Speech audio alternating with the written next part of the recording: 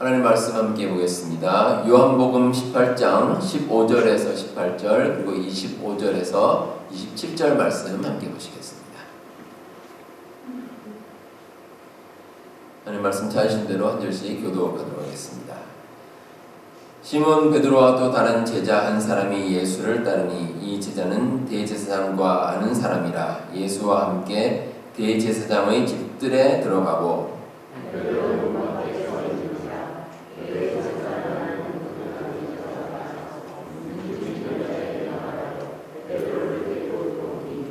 문 지키는 여종이 베드로에게 말하되 너도 이 사람의 제자 중 하나가 아니냐 하니 그가 말하되 나는 아니라 하고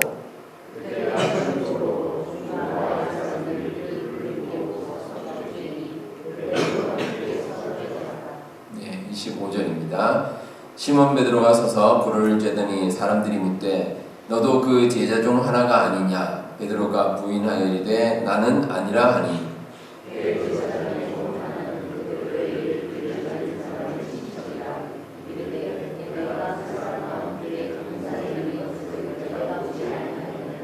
네, 27절 함께 보겠습니다. 이에 베드로가 또 부인하니 곧 달이 울더라. 아멘. 세상을 사는 모든 사람들은 각자 가진 그 나름대로 특징이 있습니다.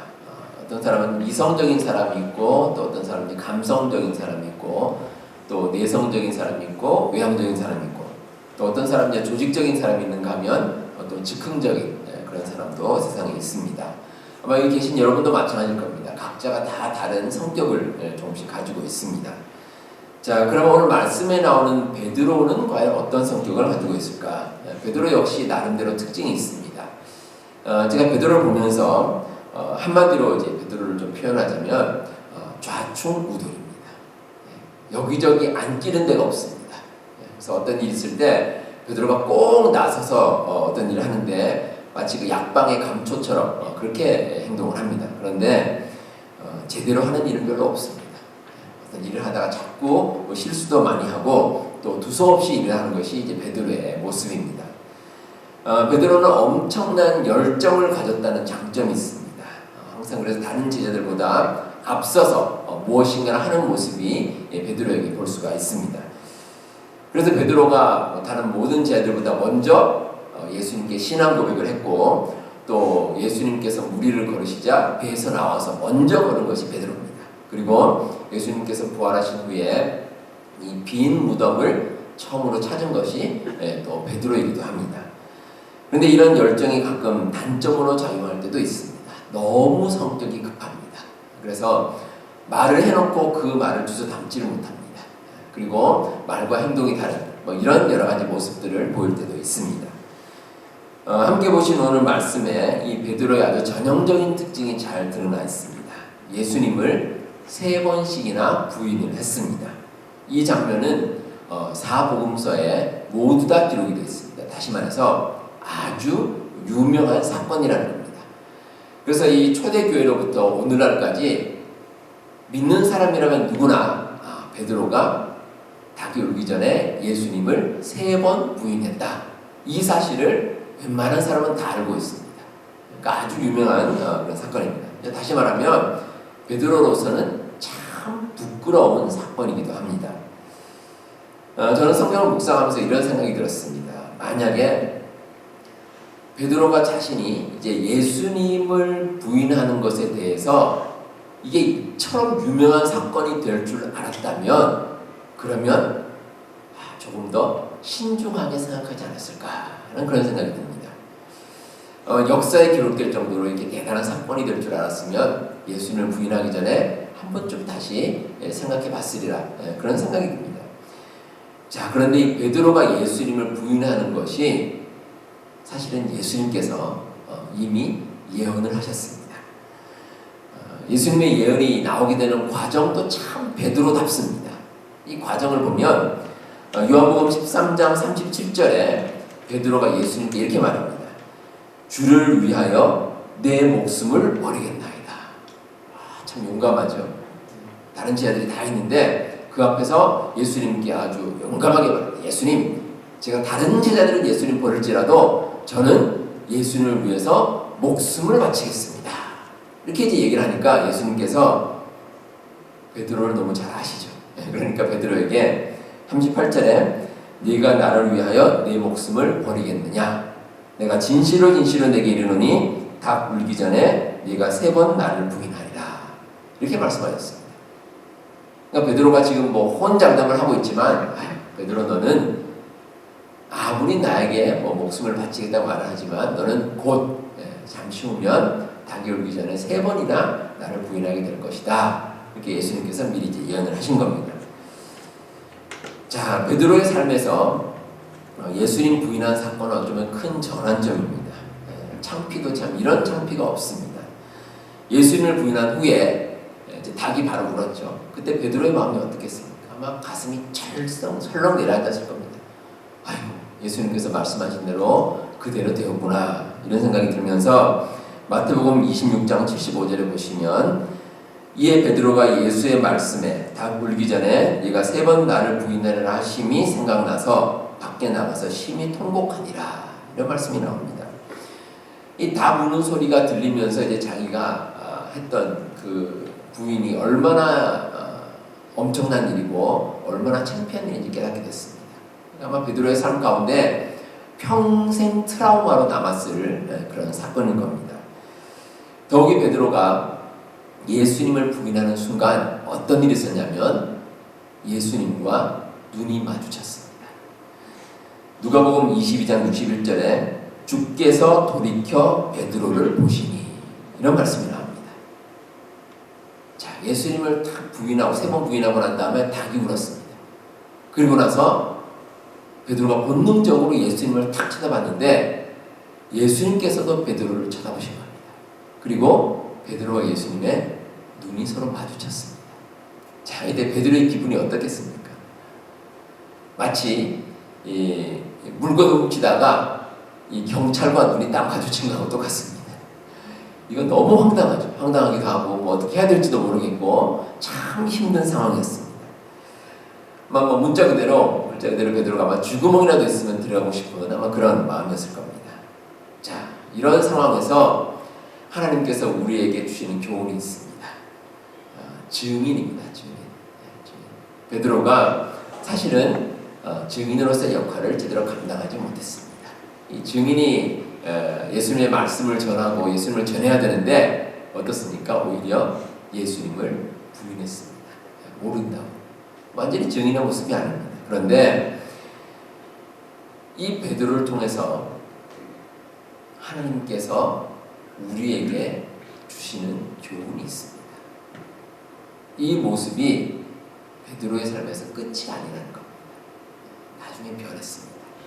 그렇다면 베드로가 예수님을 부인하는 가운데 어떻게 나중에 변화될 수 있었을까? 오늘 한번 함께 살펴보도록 하겠습니다. 자, 먼저 하나님께서는 우리가 증인의 역할을 감당하도록 끝까지 인도하십니다. 끝까지.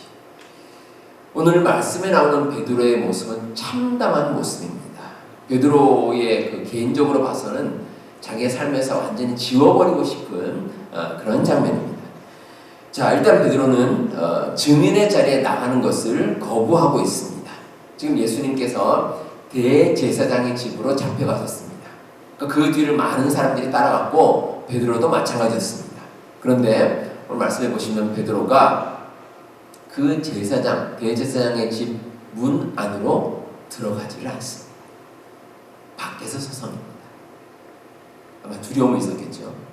아마 자기의 그 신변의 위협을 느꼈는지 밖에서 멀뚱멀뚱 이렇게 어떻게 되나 하고 눈치 보면서 문 밖에 서 있습니다. 근데 그 대제사장의 집 문 안으로 들어가는 게 어려웠느냐? 결코 그렇지 않습니다. 만약에 뭐 그 문 앞에 뭐 장정들이 서서 문을 다 지키고 있었으면 두렵죠. 혹시 잡히면 어떡하나? 두려울 수 있는데 말씀해 보시면 그 문 앞에 누가 있냐면 여종이 하나 있습니다. 여종. 이게 무슨 뜻이겠습니까? 신경 쓰지 않는다는 겁니다. 누가 들어오든지 말든지 여종이 뭘 하겠습니까? 뭐 힘이 있으니까 막을 수도 없죠. 누군가 이제 들어오는 것에 대해서 자유롭게 열려 있습니다. 그런데 베드로는 두려움이 없었습니다. 이런 두려움을 가지고 무슨 증인의 역할을 하겠습니까? 증인으로서 아주 제대로 된 모습이 결코 아닙니다. 사실 이 베드로는 용감한 사람이었습니다. 두려움이 없었습니다. 그래서 성경에 보시면 그 예수님께서 잡혀가실 때 베드로가 칼을 뽑아서 휘둘렀습니다. 예수님 잡아갈 수 없다 이렇게 이제 용감하게 휘둘렀는데, 성경에 보시면 베드로가 휘두른 그 칼에 대지상의 종인이 말고의 오른쪽 귀가 잘렸다 이렇게 이제 기록이 되어 있습니다. 자, 베드로는 칼을 쓰는 사람이 아닙니다. 군인이 아니고 베드로의 직업이 뭡니까? 어부, 물고기를 잡는 사람입니다. 그러니까 칼을 쓰는 게 서툰 겁니다. 아마 칼을 제대로 썼으면 사람을 제대로 이제 찔렀겠죠. 그런데 그냥 막 휘두른 겁니다. 칼을 뽑아서 막 휘두르다 보니까 우연치 않게 이제 대지상의 종의 이제 귀를 맞은 겁니다. 근데 이 베드로가 이런 용기를 가진 사람이었는데 예수님께서 잡혀가시고 난 다음에 그 용기가 다 사라져버렸습니다. 두려움이 없었습니다. 사람이 스스로 두려움에 갇히면 그러면 정말 연약해집니다. 이렇게 용감했던 베드로도 그 용기가 다 사라져버렸습니다. 다 사라졌습니다. 제2차 세계대전 때 부상자들을 치료했던 어느 이제 간호사가 쓴 글이 있습니다. 그 글에 보면 이제 전쟁터에서 용감하게 싸우다가 부상을 입은 군인들이 이제 병원으로 후송돼 왔습니다. 근데 그 군인들 가운데 주사 맞는 것을 그렇게 두려워하는 사람들이 많았다는 겁니다. 그러니까 그 간호사가 생각하기에 이해가 되질 않습니다. 전쟁터에서 이 목숨이 왔다 갔다 하는 거기서 그렇게 용감하게 싸웠는데, 그런데 이 병원에 와서는 그 주사, 따끔한 주사, 그거 맞는 것이 두려워서 어떤 병사들은 울기도 한다는 겁니다. 그래서 그게 참 이해가 안 됐다, 이제 그런 글을 썼는데, 이 베드로도 그렇습니다. 예수님 위해서 막 그 용감하게 싸웠던 그 베드로가 어떻게 된 일인지 두려움이 휩싸였습니다. 근데 그러면 증인의 역할을 제대로 감당할 수가 없습니다. 근데 하나님께서는 이런 베드로를 그냥 두지 않으셨습니다. 베드로가 증인의 역할을 감당하도록 끝까지 인도하셨습니다. 비록 오늘 말씀해 보시면 참 무능하고 연약한 베드로지만, 그러나 베드로가 그 역할을 할 수 있게끔 계속해서 인도해 주셨다는 겁니다. 일단 베드로는 다른 제자에 의해서 대지상 문 안으로 인도가 됐습니다. 그리고 이렇게 쭈뼛거릴 때 하나님께서는 강권적으로 역사하셔서 베드로가 계속 나아갈 수 있도록 인도해 주셨습니다. 우리도 마찬가지입니다. 우리도 세상을 사는 가운데 주저하고 머뭇거릴 때가 있습니다. 하나님께서 주시는 그 사역을 감당하고 그 사명을 감당할 때 내가 가진 두려움 때문에 잠시 멈칫거리고 또 그것 때문에 두려워하고 또 물러설 그럴 때가 있습니다. 그런데 하나님께서는 필요하다면 어떻게든지 그 사람을 사용하십니다. 그렇게 하나님께서 작정하시면 내가 피한다고 될 일이 아닙니다. 하나님께서 끝까지 인도하십니다. 베드로도 그랬습니다. 그러면 우리는 완전히 다른 삶을 살게 됩니다. 우리의 삶의 차원이 달라집니다. 그리고 세상의 어떤 생각도 우리를 건드릴 수가 없습니다. 우리가 하나님에 의해서 우리의 삶이 인도함을 받으면 우리가 세상 살아가는 가운데 정말 주님의 증인으로 담대하게 이 세상을 살아갈 수가 있습니다. 우리가 증인이 되는 것은 어느 일정 수준까지만 증인이 되는 것이 결코 아닙니다. 내 삶과 세상의 모든 것에서 그냥 중간에 얼버무리면서 대충 타협하는 것이 아닙니다. 정말 주님의 증인으로서 용감하게 이 세상을 살아갈 수 있다는 것입니다.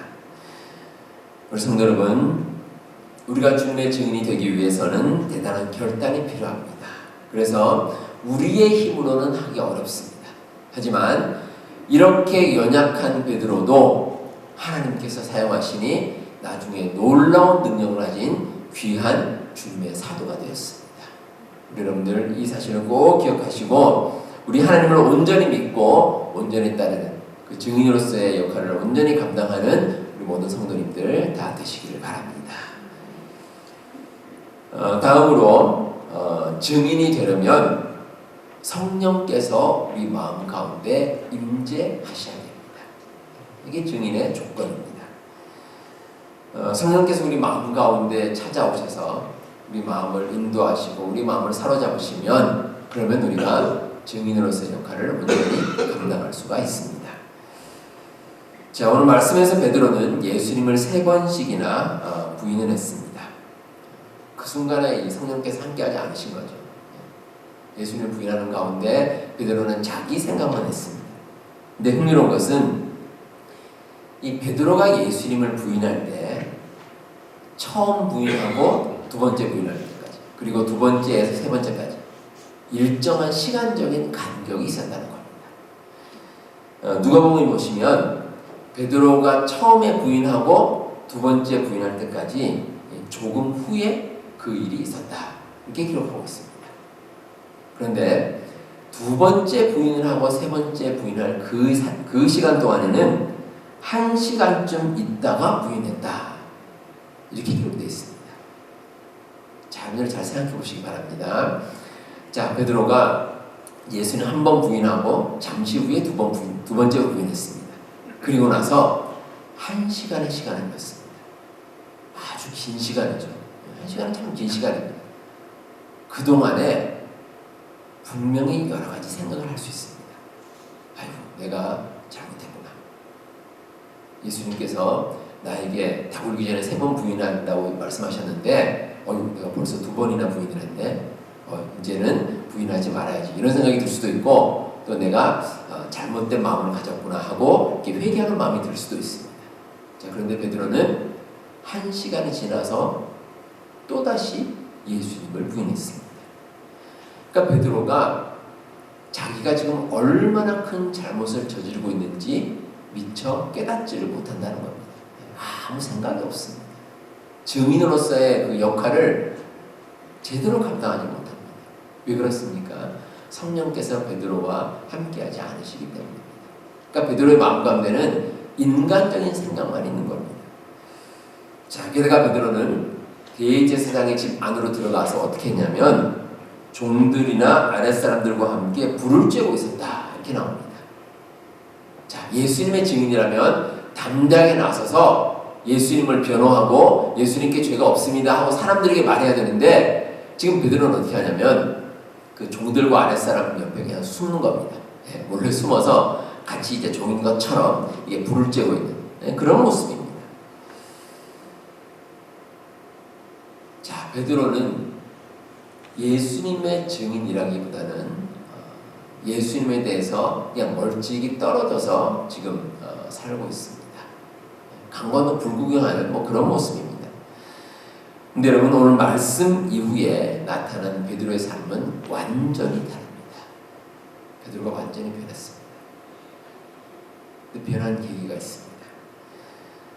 닭이 울고 나서 성경에 보시면 베드로가 자기의 잘못이 생각나서 통곡하며 울었다 이렇게 기록이 되어 있습니다.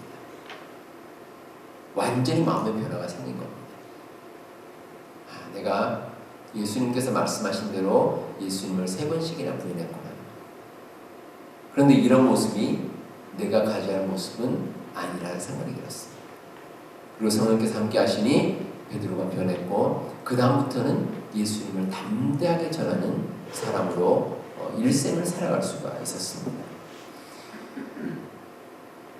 우리가 세상을 살아가는 가운데 우리가 어떤 일에 마음을 둘 때가 있습니다. 세상에서 흔히 하는 말은 뭔가 이제 꽂힌다 그러죠. 사람의 마음이 계속 가는 일이 있습니다. 어떤 일에도 그렇고 사람에게도 그렇고 그렇습니다. 그런데 성령께서 우리 마음 가운데 함께 하시면 우리가 살아가는 가운데 늘 주님이 주신 그 마음으로 세상을 살아갈 수가 있습니다. 그 마음이 우리 마음속에 꽉 차는 겁니다. 다른 세상의 여러 가지 이해관계나 또 세상 이익이나 그게 우리 마음을 채우는 것이 아니라 성령께서 우리 마음 가운데 가득 채워집니다. 그러면 우리가 세상 살아가는 가운데 예수님의 증인으로 담대하게 세상을 살아갈 수 있습니다. 그러니까 누군가 우리에게 질문을 하거나 누군가 우리에게 어떤 말을 할 때 나는 예수님의 증인입니다. 예수님 믿음으로 그 믿음 가운데 세상을 살아갑니다 하고 용감하게 말할 수 있습니다. 그리고 그 믿음 가운데 담대하게 이 세상을 승리하고 살아갈 수 있다는 겁니다. 그 차이가 어디 있느냐? 우리 마음속에 무엇이 들어있느냐입니다. 세상적이고 인간적인 내 욕심이 들어있느냐? 아니면 성령께서 내 마음을 꽉 채우고 있느냐? 거기에 따라서 증인의 사명을 온전히 감당할 수도 있고 또 그렇지 않을 수도 있습니다. 여러분들 혹시 그 자일리톨 껌이라고 아십니까? 예, 아마 시중에 보면 우리 그 파는 껌 가운데 이제 자일리톨 껌이 있습니다. 이게 원래 그 핀란드에서 이제 만든 그런 껌인데 그 원리가 참 대단합니다. 이 원리가 이 자일리톨 껌을 씹으면 충치균이 자라질 못합니다. 근데 그 이유가 있습니다. 이 자일리톨 성분이 아주 이렇게 단성분, 당분이 들어있습니다. 그래서 이제 씹으면 좀 달짝지근한데, 그런데 이 당분이 일반적인 당분과 다릅니다. 이 당분이 이제 들어가면 충치균이 당분이라고 여기고 자일리톨 성분을 이제 막 열심히 먹습니다. 그런데 사실은 이 충치균이 그 자일리톨 성분을, 그 당분을 소화를 못합니다. 그러면 어떻게 되겠습니까? 이게 뭐 소위 말하는 이제 헛배가 부른 것 같습니다. 그러니까 충치균이 계속 자일리톨 성분을 먹는데 그냥 쓸데없는 이제 성분을 먹는 거죠. 그러면 나중에 혹시 정말 음식을 먹고 당분이 들어왔을 때 이제 헛배가 부르니까 그 음식을 섭취를 못하는 겁니다. 그러니까 충치균이 어떻게 되냐면 괜히 헛배가 불러 있다가 나중에 소위 말해서 굶어 죽는 겁니다. 충치균이 사라지는 거죠. 자일리톨 껌은 이제 그런 원리입니다. 자, 우리 마음 가운데 무엇으로 채워지냐가 바로 이와 똑같습니다. 우리 마음 가운데 세상에 헛된 것으로 채워지면 자일리톨 그 껌을 먹는 충치균하고 똑같습니다. 잘 헛배가 부른 거죠. 이게 잘못된 거 우리 마음 가운데 가득 찬 겁니다. 근데 그 대신에 성령께서 우리 마음 가운데 가득하면 우리는 정말 온전한 삶을 살 수 있습니다. 하나님께서 원하시는 삶입니다. 이 삶은 세상 누구도 건드리지 못하고 또 하나님께서 인도해 주시기 때문에 정말 은혜롭게 축복받는 삶을 우리가 살아갈 수가 있습니다. 예수님을 부인한 이 사건 이후에 베드로의 삶이 정말 많이 달라졌습니다. 우리가 흔히 말하듯이 180도 달라졌습니다. 그래서 오랜 시간이 흐른 후에 이제 베드로전서, 베드로후서를 이제 기록을 했습니다.